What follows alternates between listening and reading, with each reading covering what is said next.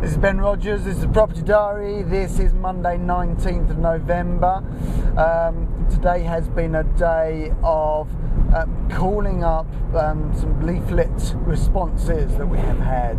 Obviously there's all sorts of marketing that we do, and I thought I'd just let you know how some of the leaflet calls have gone today. Just two in particular I want to talk to you about. A bunch of them kind of go nowhere, but these two are potentially one in the hopper, and one is a meeting tomorrow. So the first one spoke to a lady, and it turns out that it's not just the one property that she's got for sale. She's actually got two properties for sale. And start delving a bit deeper. It's quite an interesting one. It's not something that you come across very often. I've come across it once before, or it may be her that I spoke to about 18 months ago, and she may still be trying to get it sorted out. Anyway, long story short, long and short of the story is this. She sounds like she's gone through a split with a partner.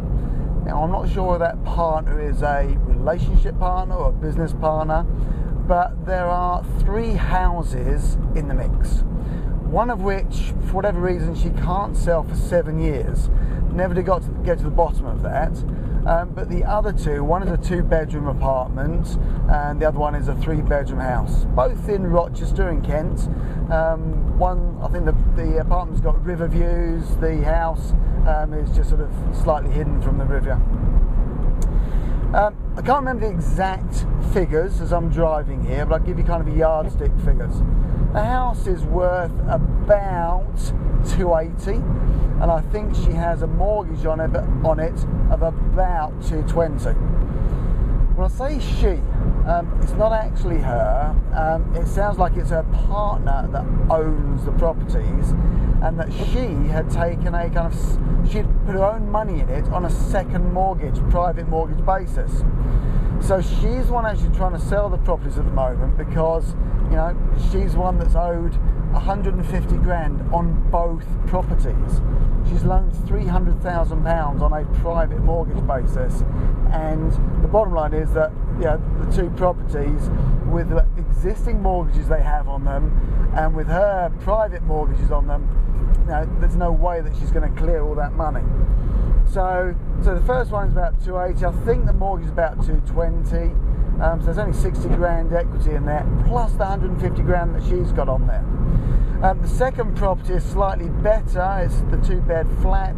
I think that's near 180. I think it's only got about a £74,000 mortgage, but it still has a 150 grand personal mortgage from her point of view. So as you can see, overall, properties are in massive negative equity. Got to take into account the third property as well. Now, her point of view is that she just wants her money out of here because it's been tied up for so long, and she doesn't think she's going to get it back. She's got it up for both properties up for sale with 2 different local agents. They've been on for a while, and it doesn't look like anything's actually happening or anything's moving on them. Although she did say, and I had to laugh at this kind of inwardly, she did say at the end of their call that she's expecting 2 offers to come through on both houses today, because that's what the agents have told her. Yeah, right. Now, I've explained that we could work with her on this, and we could create a way long term of getting all of her money out of it. Now, that will be a long term negative equity sort of solution. Could be an instalment contract, could be working with interest rates and playing around with our buyers on this, but it's possible. It's not impossible. But obviously she's desperate for some cash, because I think she wants to use that cash to go and buy a new house. Well, I've explained that, potentially we could even help her get into a new place as well if she works with us. But it's that classic thing. I think she's under the delusion that she's going to sell the houses really quickly, and she's actually probably another buyer coming through at the moment on my answer phone. So where did this end up? It ended up with us saying that we can help her. It ended up with her saying, I really want some cash right now. We said, look, it's probably not going to happen. So this is kind of one of those in the hopper. She thinks she's going to get 2 offers today. I think it's highly unlikely. We'll put this kind of in the hopper, and basically I'll speak to her next week. I think it's unlikely she'll get any sales going through, and we'll see if we can actually make her see reason, see the fact that she can actually get potentially all of her money out over time, and see if it's worth her while her working with us. And also we can take into account the third property. It's got 7 years that she can't sell it on for some reason. I'm guessing that's some form of tied-in redemption penalty on a mortgage, but who knows? It could be anything. So that was that. So that's in the hopper. We'll speak to her in a week's time and have another conversation with her. The second property is a property in Gillingham. It's a property they're keen. They obviously want to sell to me. The second property is property in Gillingham. It's up for sale by an Oriental guy who lives there with his cousin. And I was a bit confused. It took a while to kind of understand exactly what was going on. I wasn't sure whether he was living there, whether he was renting it out, because he kept on talking about him and his partner were trying to sell the property. When the word partner is used, you don't know whether it's a business partner, a wife, a girlfriend, a gay lover, who knows what it is.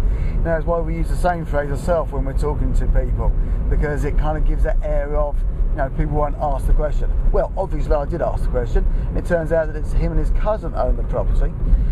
It's only worth about, they've got it up in the market for about 115, and they ideally would like 105.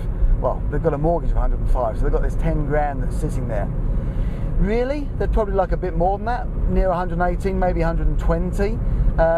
But the bottom line is this: they don't want to be living in the same house as each other. I don't know why. But when I asked them the question of how soon would you like to move out, they said, look, as soon as possible. They'd be willing to literally move out and move out and rent somewhere straight away. The mortgage they've got on it, I say, is 105, and they're paying £670 a month on that, which is repayment. Now, £670 a month, the market rent around there for a 3-bed house is £650 a month. So you can probably understand why they haven't just sort of rented the property out. So by the time they've taken into account their insurance and stuff like that, they're probably struggling. And they just obviously don't want to be tied up with each other. I don't know what's gone on. I would guess it's some form of, sort of, I'm not going to say feud, because that's probably too strong a word, but there's something that's not working between the two of them. Anyway, long story short, realised that we're only speaking to one on the phone, decided that we need to speak to both of them. So I actually said, look, is there any chance we can meet up with you? Are you around today? Are you around tomorrow? And said, yeah, fantastic, around tomorrow, about midday. I confirmed that the cousin will be there as well. There's no point me just going to see one person, because the cousin may have a completely different idea about what he wants to see happen. So I'm going to meet with both of them about midday tomorrow and see if we can't put this deal to bed. Help them get out of it, move on with their life, work out somewhere we can actually sort of lock in the cash they need. Heck, they might actually need some cash to move on from the property. I don't know. If so, do you think I'm going to use my money? Do you think I'm going to use somebody else's? Absolutely, somebody else's. Give them a return on it. We'll put a tenant buyer into the property. They'll pay super rent. If market rent's $650, they're going to pay between $850 and $900, and that will make it work for us. That will make it cash flow for us. We get some upfront getting started money. That will probably pay back what is ever required for the. They're really keen. I must have an absolutely keen to trot seller. I'll speak to them in a minute. And we can make it work. So, midday tomorrow, we're going to them. So, this is Ben Rogers. This is the Property Diary. This is Monday 19th of November. It's actually the Berkshire Property Meet tonight. Unfortunately, I'm going to miss that because Linda's out at governor training, and therefore I'm looking after the girls. So for all of those of you who went to the Berkshire or going to the Berkshire tonight, have a fantastic evening. And my name's Ben Rogers. This is the Property Diary, and I'll speak to you tomorrow. Take care. Have a good day.